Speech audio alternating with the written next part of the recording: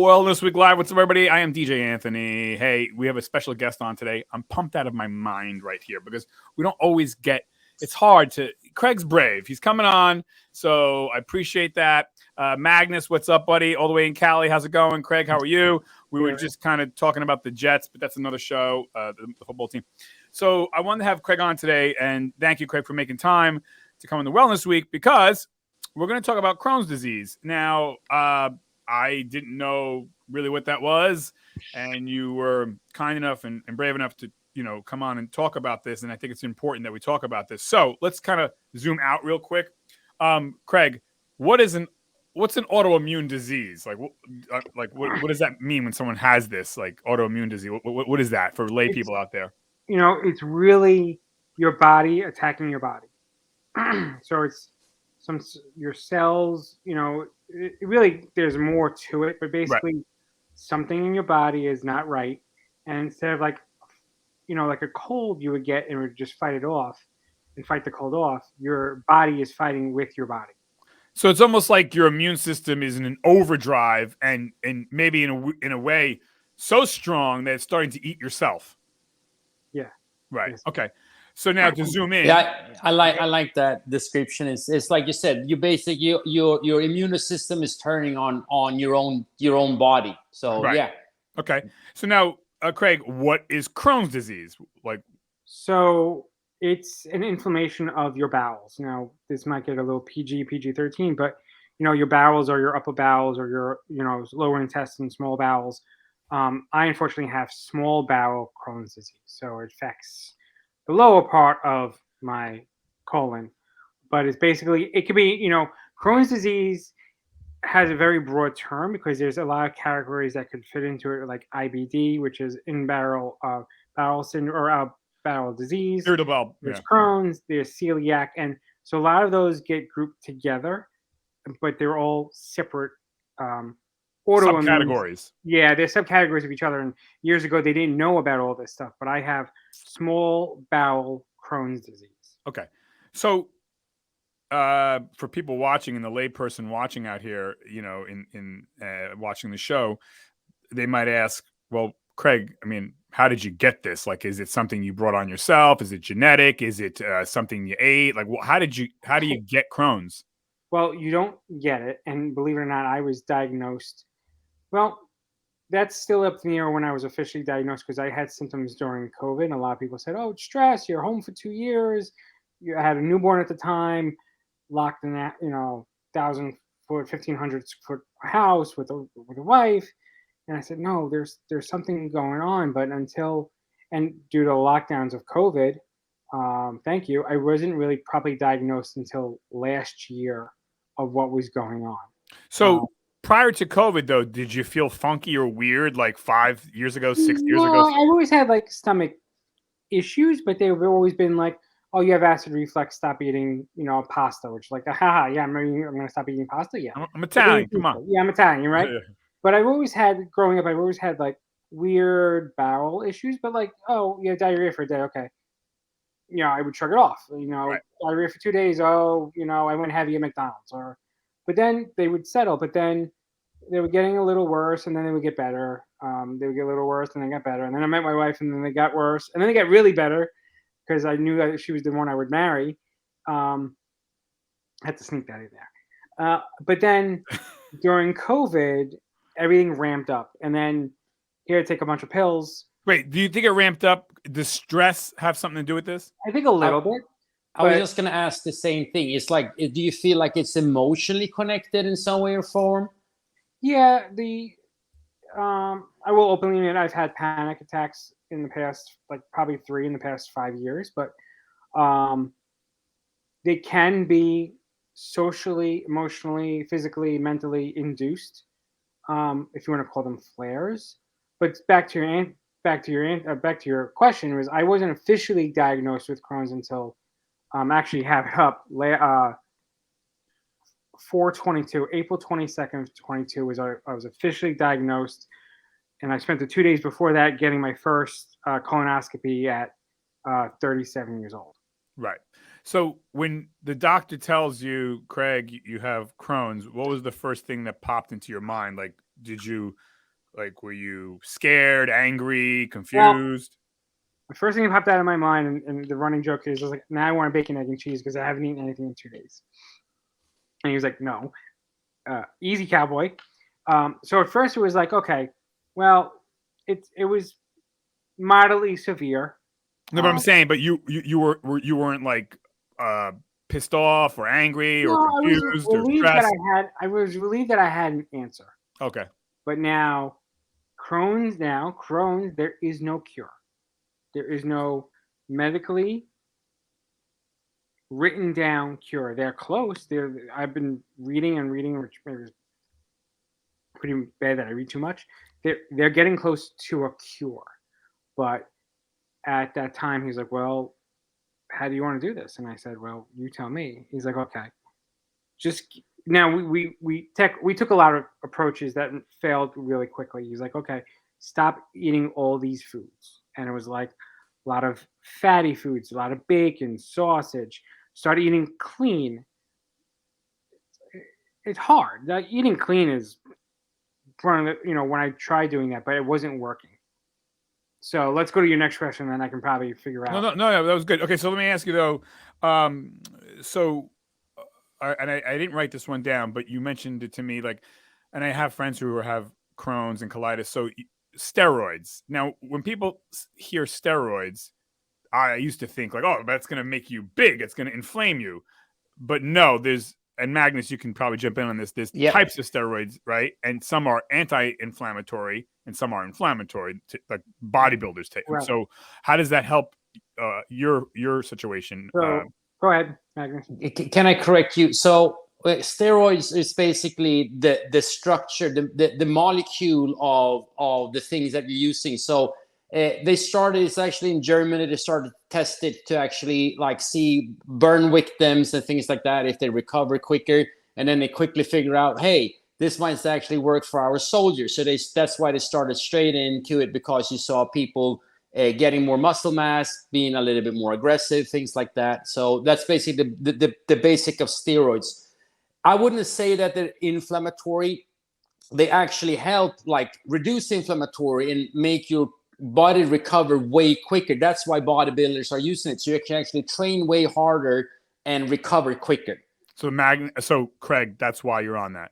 So let's reverse a little bit. So I was eating clean. I was trying to eat clean. It wasn't working. So I said, okay, so I went to something called the Prezo, which was basically open up the pill, take it, see what happens. So I said, doc, that ain't working. So a couple months ago, I went away with my wife and 2 kids down cross-country road trip with 2 toddlers. A little tough, right? And I said to my wife, like day 3 into the trip, I was like, something's going on. Like, I don't feel good. Like, I was dead to the world, and I had 2 kids to watch, and she had an event. She's an event technology planner. And I said, okay, let me get back. I'm going to call Doc and say, shout out to, I will send this to a lot of people. Shout out to the doctor who, I won't give away his name just for privacy reasons. That's fine. But I met him in a baseball group, and he took me, and he lives in the Hudson Valley, and he's like, I'll take you under my wing. And he knows his stuff. So he's like, okay, well, eating clean wasn't working. Now, was I 100% eating clean at the time? No, but I was trying, Right. I can't eat egg whites and chicken and, the rest of my life. Right. You got to live. Right. Yeah. The Prezo, the pills weren't working. And he said, okay. And I delayed a lot of this stuff for 6 months because I thought I was Superman. I said, I can beat this. No, I couldn't beat it. So I'm doing a 3-phase approach to either achieve remission or get as close to remission as possible or have surgery. Surgery is the last step we want to take. So I'm on the 3 medications. So they saw me with Remicade. Well, I'm sorry, they started me with a steroid first. So I'm on something called prednisone. So prednisone is a steroid. It makes me feel great. It makes a lot of my symptoms go away real quick. And it's a steroid that you taper off. It's not like you take it and you drop it. It's 40, 30, 20, 10. And that's the reason I missed last week, because I was off my steroid. Yeah, no problem. Yeah. Steroid makes you feel great. There are some side effects like bloating in your feet or minor headaches, but they just tell you hydrate. Fine. Now the Remicade. Remicade is a biologic now. It's done either via injection or infusion. So I chose, they're like, well, do you want to stab yourself with a needle or basically sit in a chair for 3 hours and go get a needle? I was like, well, my wife probably wants to stab me for multiple reasons. Let's go for the needle, and a nurse can do it. So Remicade is the OG Crohn's protector. And then there's all these Skyrizi. There's all these sub Crohn's medicines. I'm using the Italian hands, but Remicade is the first one. And then if you have a symptom from Remicade, then they put you on Magnus. They put you on these other ones if it doesn't work. So I started Remicade. I actually have it here. June 12th. Okay. So only 2 months ago. Right. And they do it in a series. So it's week 0, week 2, week 4, and then every 8 weeks. Now, those every 8 weeks could be every 8 weeks the rest of your life, or every 8 weeks until you achieve remission. Right. Now, I'm on the third pill. Now, this is where Magnus is going to love this. I'm on a chemo pill. The chemo pill is what cancer patients take, but the reason I'm taking is it will help the Remicade fight my body from fighting the Remicade. Your enemy's enemy is your ally. Yeah. So, but the side effect of this pill is you can now. I don't qualify in the age range yet to get pancreatitis because that's for when people are older. But it's a symptom of it if you take longer than 6 months. So they're going to wean me off that in 6 months. But it's to have my body a good 6 months of Remicade in it to fight Crohn's. Now, I really want to just say real quick, and I always like to stipulate this, none of us here are medical doctors. We're not giving any healthcare advice. Always check with your healthcare professionals. Okay, so now real quick, Craig, you mentioned as a last-ditch effort operation, and now, again, we're going into something that none of us know. We're not doctors, but when you say operation, you're saying they're going to remove a part of whatever of the bowels. So they're going to go in there and look and see whatever part of the bowels inflamed. They're going to cut it out. That's essentially what they're going to do. So believe it or not, I just had a friend's son just had this at 14. Now I'm 30. I will be 39. So he's at 14. Now I got this back to what you said earlier. I skipped over this. I am very late in my 30s to get this. Many people are diagnosed from 14 to 32, 33. I'm very late getting diagnosed.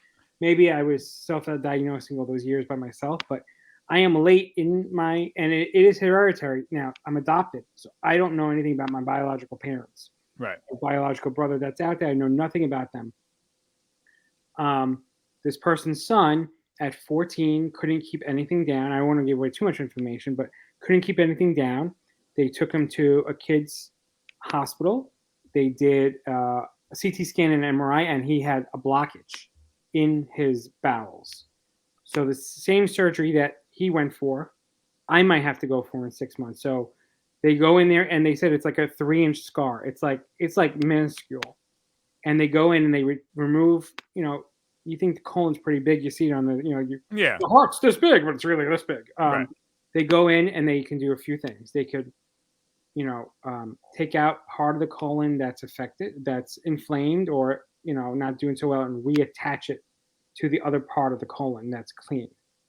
A bypass, essentially. Kind of like a bypass, yeah. Yeah, but you know what? But wait, now, maybe, I don't expect you to know this. Maybe you do, because none of us are doctors. But that's kind of scary because if they would possibly remove something, but who's to say Crohn's won't show up in a different part of the... Then we're going to start chopping away every time. I mean, whoa, dude, that's a little much. So back up, that's where they're like colostomy bags or J bags come in now. So potentially, not saying I have to. No. So what they're saying is like part of this surgery, they go in there and see how bad it is. What I had a second opinion with a doctor from NYU. Dr. Hong says, oh, well, you would get a J bag or a colostomy bag for like a month or two. And what happens is he goes, when he used the analogy of roadways, like if a road is paved, you don't drive on it for a little bit. You let the colon heal, let everything go through the J bag or the colostomy bag, and then you take the good J bag out, colostomy bag out, and you use your colon again. I don't want to go that route. So I've been eating cleaner since I've been on the prednisone and on the Remicade. Right. It's hard to eat. I got 2 kids. There's an extra McDonald's chicken nugget. I'm killing it. You know. Right. Like, Well, now you mentioned your kids. How has this affected your children and your wife seeing daddy struggle, or you know how what? I'm gonna. I had a feeling you were gonna answer this. You were gonna answer this question. Yeah. One, embarrassing. You know. 2, it's taken an emotional, physical toll on my life because, you know, I haven't given up going to work. Like I was offered at work, hey, you should take disability. I said, no, I love my job. Right. You know, I'm an IT guy. I love my job. They're like, but you're dying. You're like dying in here. I was like, I'll go sleep in my car for a half hour. You know, and I'm good to go. A lot of that was self-induced. You know, it's anxiety, self-induced stress. One of them was I was taking the steroids the wrong way, and I was doing it to myself. You know, I've never taken pills. This is the first time at 38 that I'm really taking a lot of pills. Right. Right. Nobody. And maybe it was just the doctor just overthought it. Oh, you should take steroids on a full stomach, not an empty stomach. So I was going to, you know, when I first got put on prednisone, I was taking 40 milligrams of prednisone in the morning, going to work. Right. On an empty stomach. Woo! Which destroyed my stomach. And then my mother-in-law was here and said, why? Wait, you should be eating something with steroids. And I said, Yep. no one told me that. You know, you need like a good, hearty breakfast. Like, Your mom knows best. Yeah, mother-in-law knows best, right? And then I said I tried it the next day, and I was taking the prednisone with yogurt, which, you know, yogurt's yogurt, right? I felt like a brand new person on steroids and a few meals. So that was self-induced for like 3 weeks, and I didn't know what was going on. Right. Can I add something here? Yes, sir. This is one of the key things that people need to understand, like how important communication is in between, like your health provider, like doctor, whatever it is, and the patient. I understand it because, you know, when you're an expert in the field, you take so much for granted that people already know, like the basics that, oh, you know, they already, like everybody knows this. No, people don't. So that's why it's so important to number one, that as a patient that you ask a lot of questions. You're better off asking too many questions than too few. And it's also the importance that doctors and other health providers, that they actually communicate and talk a lot with their patients. Take the time. This is what you go through. These are the normal things that you're probably gonna feel. This is what you should be doing. If you have any issues that are X, Y, and Z, reach out to us straight away so we can solve it. Right. Yeah. So, you're right. Yeah, because an easy thing like that could make things so much worse and actually cause like more damage. And Craig just alluded to that. He took the steroids the wrong way. Craig, thank you, Magnus. Real quick, I just wanted to say though. So, Craig, what foods or drinks are no-nos? Like, can you drink alcohol? Well, you know what? I'm not a big alcohol drinker. But I mean, if you wanted to, would that aggravate? I could have like one, you know, and like, you know, during the holiday when. But I'm saying the doctors are telling you don't drink alcohol. Don't drink alcohol, you know, and I, you know, I've tipped my hand. I'll have half a beer just to, you know, if it was a part, like, you know. I hear you.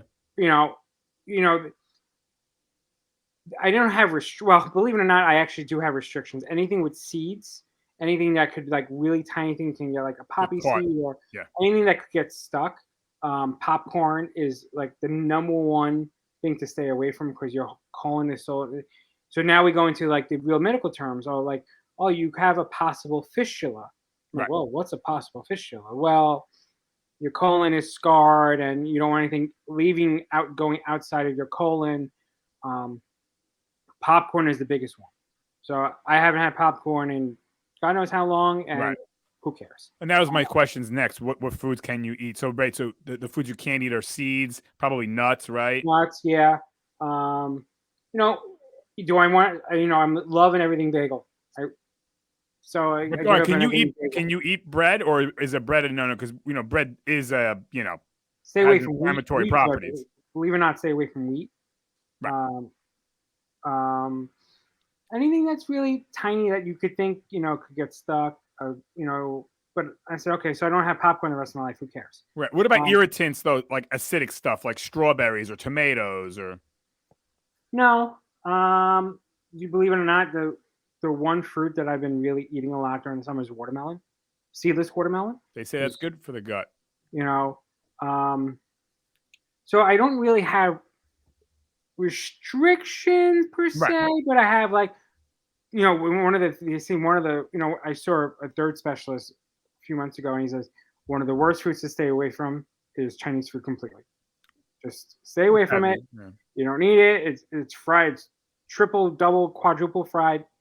I said, Yeah. you know what? I don't need it. I could have chicken or broccoli steamed from the Chinese restaurant, but what's the point? You can make that at home. Right. And my wife is half Korean, so I said, okay, well, if I want Asian food, make it at home. Like, well, let me ask you that. You to touch on Korean. I mean, with pre and probiotics, because kimchi, I thought of kimchi. Is that good for you to eat? So I am taking those gummy probiotics. Okay, so it's good to eat. Yeah. Yeah, and back to the food thing, like, yeah. So I'll have homemade. My wife will make dumplings, and she won't fry them. She's a chef, I would say. Yeah, I won't touch kimchi. It's not my thing. But like, hey, let's make homemade Chinese food. Right. And chicken or broccoli, but I can't actually eat broccoli. Raw broccoli is a no-no. Right. Do you eat any raw like vegetables, or do you usually steam cook them or? I've been slowly going back to steam cook fruits, veggies. Yeah. But like during Super Bowl in February, and I didn't think anything of it. I had raw broccoli and ranch dressing. Yeah. And I'm like, all of a sudden, next day, oh, dumb, you had raw broccoli. So I've been trying to avoid anything that's raw / uncooked veggies. Right. I'm slowly. She makes a good pot roast, so we throw carrots in there. So the carrots are steamed for 8 hours, and they just melt right when they hit your tongue. Magnus, this is up your alley. So Craig, the doctors, the doctors probably don't. Okay, so did the doctors tell you or advise you, like, is exercise part of helping Crohn's, or exercise doesn't matter? Like, so far as Crohn, like, what role does exercise play, if any at all? You want to kick it to you, Magnus, or? No, I was just saying. Well, to you, Craig, were you told it? And this is Magnus's wheel well, but it wouldn't hurt me if I did or didn't. They advised me if you want to work out to get off the stress, like the mental stress of having a disease, right, a disease, which have at it. And the stress is linked to can magnify the Crohn. So I guess you could say exercise could be therapeutic. Well, I mean, it's also like looking at it like the risk. I mean, you might even cause more issues with it too. I mean, I always say, some type form of physical activity is good, but like being out and running and having Crohn's disease might be an issue because you don't know when you need to go. Like, you need to have a restroom pretty close by. So like, like being out and about and things like that, that might be a little bit of a Russian roulette, if you ask me. Right. Yeah, believe it or not, that's one of the symptoms of Crohn's that I don't have.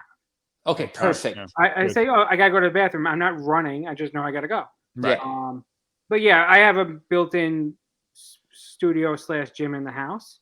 Well, still gotta get it back up and running.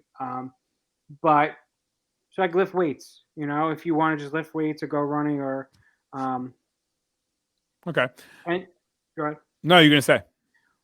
Back to your question earlier. Yes, the hereditary is what I'm now worried about the kids, and it's been a struggle. The good thing is, Daddy is still young at 38.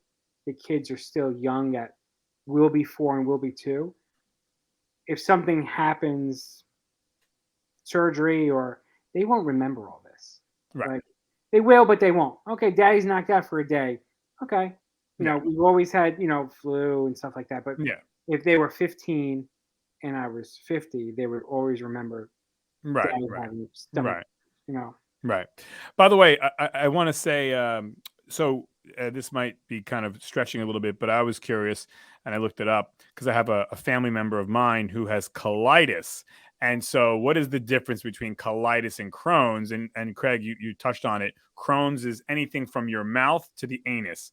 Colitis is a lower GI problem. They're similar in the sense of they're inflamed, and you can shed light if I'm wrong about this, Craig or Magnus. But there's a lot of parallels between the two diseases. But Crohn's can hit anywhere from the mouth to the anus, where colitis is just relegated and to the lower part of the GI tract. So they are kind of cousins in that respect. Because I was like, oh, I wonder what the difference is, because I have a cousin that has colitis, and everything you're talking about, Craig, I'm like, wait a second, she says the same thing, but it was basically what Craig said. Like we're starting to get better to diagnose things too. It's like that there's basically many. It's basically several different diseases under kind of one umbrella, right, so to say. Yeah, it's kind of right. Craig, so in closing, and I want to respect your time, and again, thank you for making... keep going. Like Magnus, I have a friend who has all three, though. All three what? She's got Crohn's, colitis, and IBD. Oh, Jesus Christ. That's I mean, that's got to be so that's hard to live with. That's something that I wanted to bring up to people. I think we are extremely spoiled because we get like stomach issues, maybe like normal people, or say the majority of people get issues maybe like once a year or something like that, not often. And basically how we feel, how bad we feel when we have stomach issues. And I just want people to kind of put themselves a little bit in your shoes and have an understanding. It's like how bad it could be having stomach issues, how much it hurts actually, and how like life, normal things becomes pretty tough when you're having severe stomach pain. Yeah, and they always say your stomach is your second brain. Yep. When I was really, really bad, I was, I don't even say stomach issues a day. I was like hourly. Yeah. And what did I eat? Oh, you had nothing. Well, okay. Well, you ate nothing. No, then I would eat eat egg whites or turkey bacon. No, still having issues. So, being on this medicine, I went from every other day. Originally I was like, oh, this is long story short, and we'll go over time, and I'm okay with that.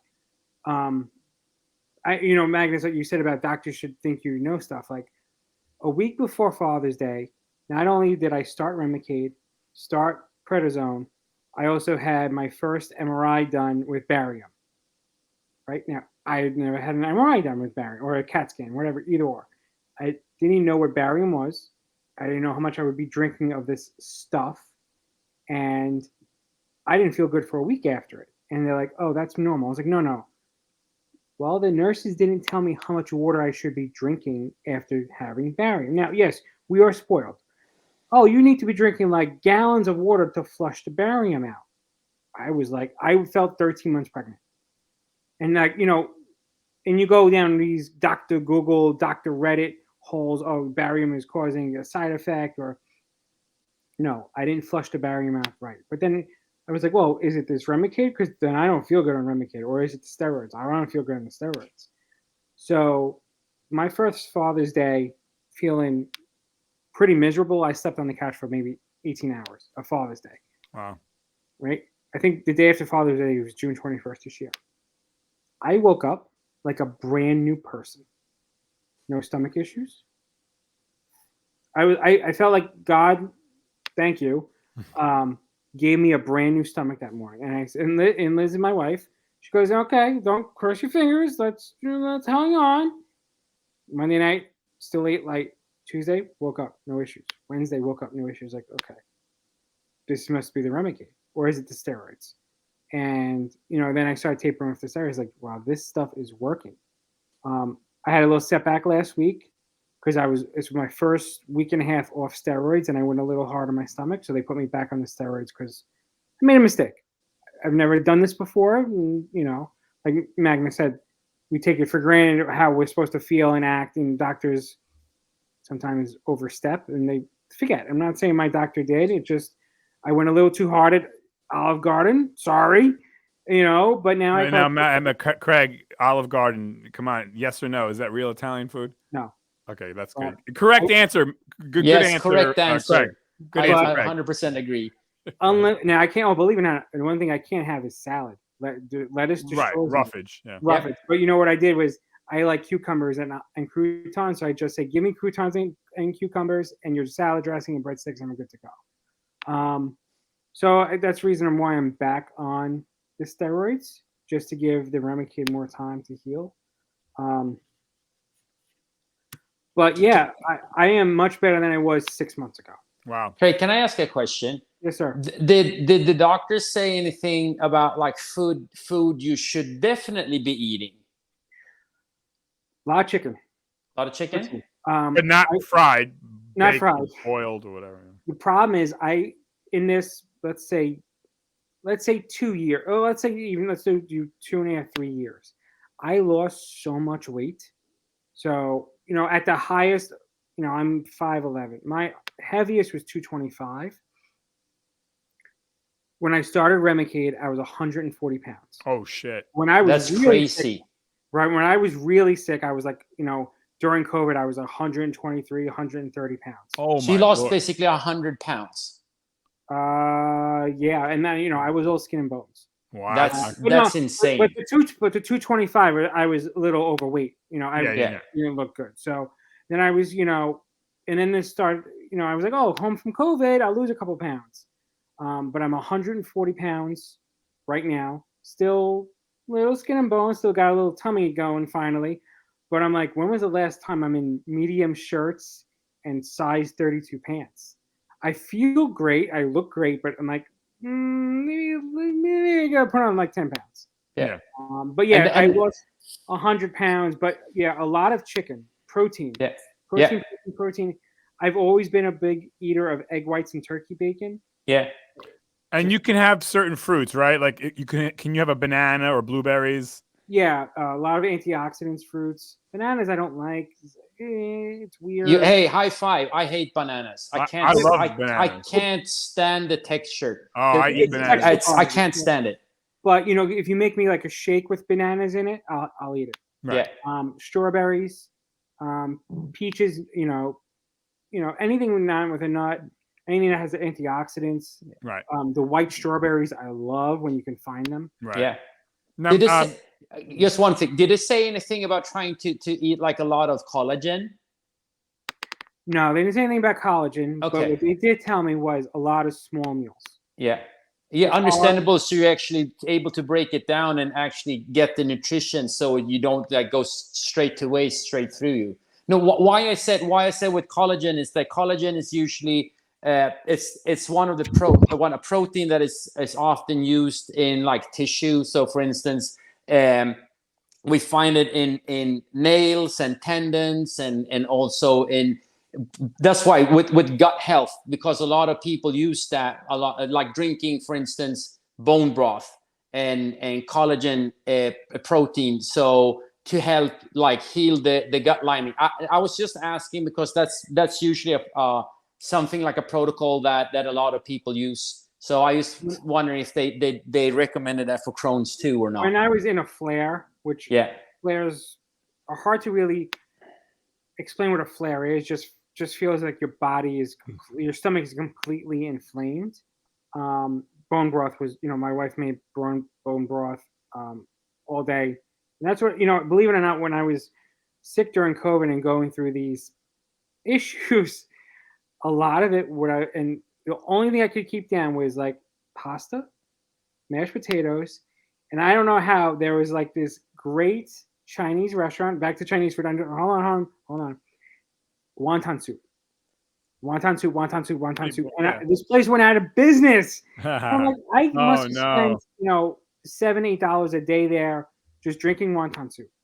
Yeah. And that's considered collagen a little bit, like it's a soup, like the broth. Yeah. Okay. But I went through a lot in the past. My wife and I joke, oh, you've had medical issues since we met. I'm like, I was doing good.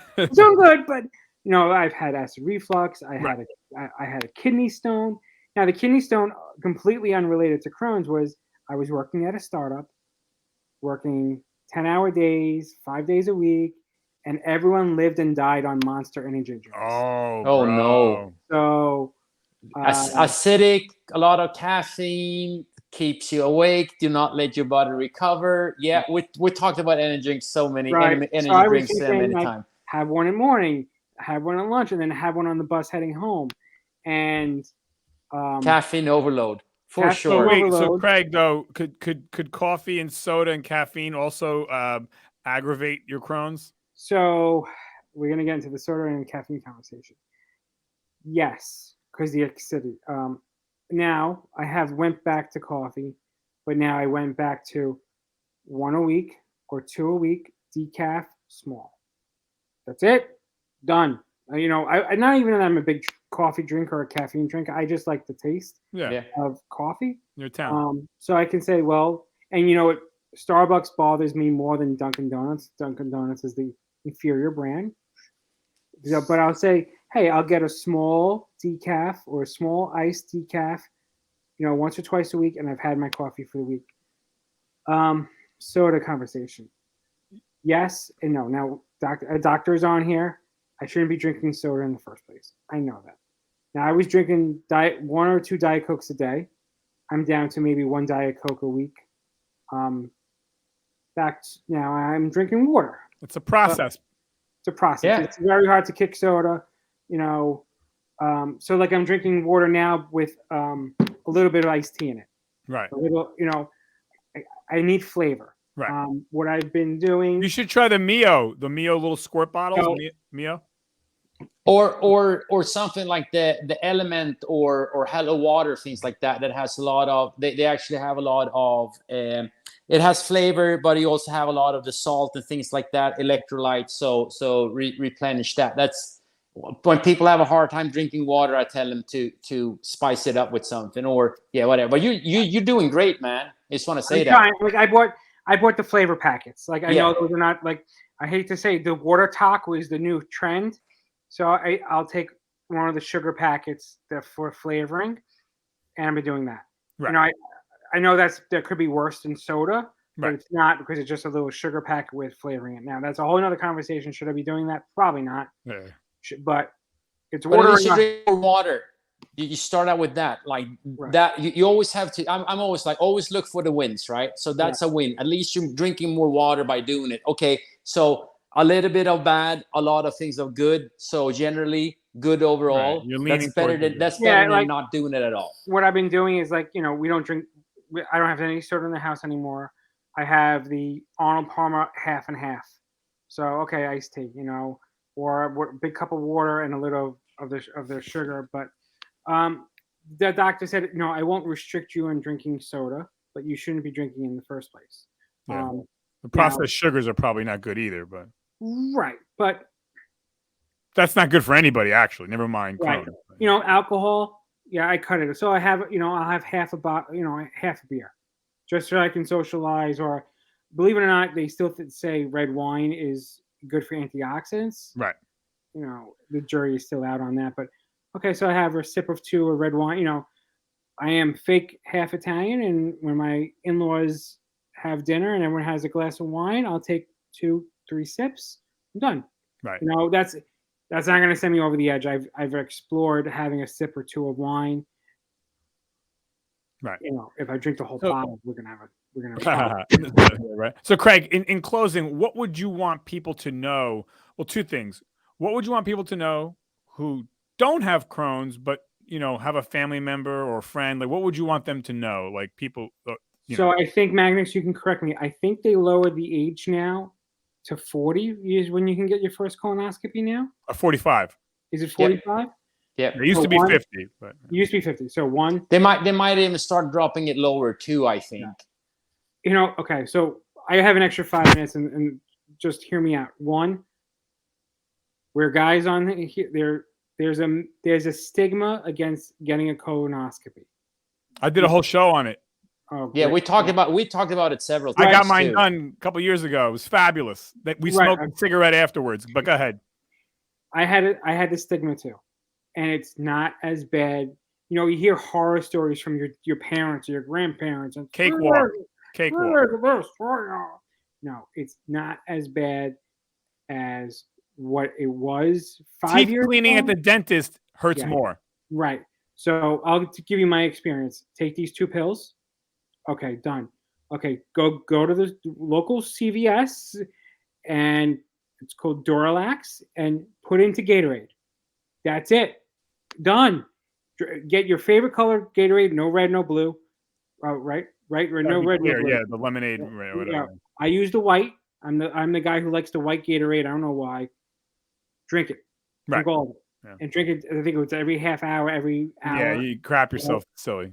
Flush everything out. Flush everything out. Get your colonoscopy, folks. 45 is the new. It. The prep, people are like, oh, there's chalk stuff I had to drink 30 years ago. No, I didn't like that.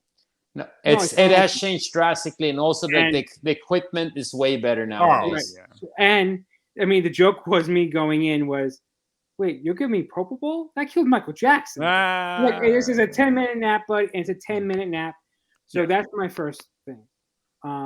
Is don't be scared of a colonoscopy. And I think if you have family members now, I think they lowered me. I'll probably go I think I have to go every year now because you probably do. And I have Crohn, so sign me up. To listen to your body. I didn't listen for months. Now, I will take COVID into that play, having 2 kids, having a wife who runs her own business. I didn't listen to my body. And I will admit, I wasn't. You can fight this answer how many ways you want. I was trying to be a man in the sense of I have a family to run and a business, a side business to run. I have a full-time job to run, but at the same token I'm putting my health at risk to put my family first. I've told my wife that multiple times, and it's hard to swallow that, but at the time was okay, no. And then so, when I was having these stomach issues 2 weeks ago, I said, call the doctor. I said, okay, you know what? I'm going to call the doctor. But long story short, my doctor is leaving the practice, and then I had to use his backup doctor, who's now my new doctor. He goes, okay, well, I looked over your record, and I need 24 hours to look over everything. Most likely, I put you back on steroids. Okay, let's go. Steroids are not, and there's a stigma about steroids. You're not going to be Arnold Schwarzenegger. Yeah. You're not, like you said earlier in the show, there is a stigma about steroids. The steroids I'm on cause bloating or cause something called moon face or these weird symptoms I've looked up, which I probably shouldn't have looked up. Moon face, but I'd rather have moon face or bloating in my feet or bloating in my hands than stomach issues. So maybe I only need 10 milligrams of steroids once a day instead of 40. I just got to figure out my road and path to remission or hopefully remission. Will I be on steroids the rest of my life? Probably not. Will I need probably a dose here or there when I go for my Remicade? Probably. So now I don't go for my next Remicade until September. So let's give my body another 5 months to get things going. Right. And I said, okay, if I'm on Remicade the rest of my life, it's 3 hours in a chair every 8 weeks. And the nurses where I go, they feed you, they give you water, you get your own TV, you get your own internet station. You get no wife, no kids for 3 hours, and they're getting a needle in your arm. Whoa. Yeah. Yeah. I bet you sleep is probably important in this equation, right? Like letting the body, when you say rest, if you're only getting 4 or 5 hours of sleep at night, you're not letting that colon rest. Right. So when I was really, really bad, I was like staring up. I'm like, when is my alarm going to go off? Because I'm so tired for being up in the middle of the night, crapping myself. Let's just call a spade a spade. And not in my underwear too, in the ball, right? Oh, by the way, if you have Crohn's, colitis, or any bowel, get a squatty potty. It's life-changing. Yep, I have it. A lot of people should get that. I got the squatty potty. Best invention ever. And side note, even a bidet if you have these. Yeah, I'm not down with that, but right, but okay. So now I am sleeping 8-10 hours a night. Good. The prednisone, though, on the flip side of the prednisone, it's like caffeine. It's like crack because,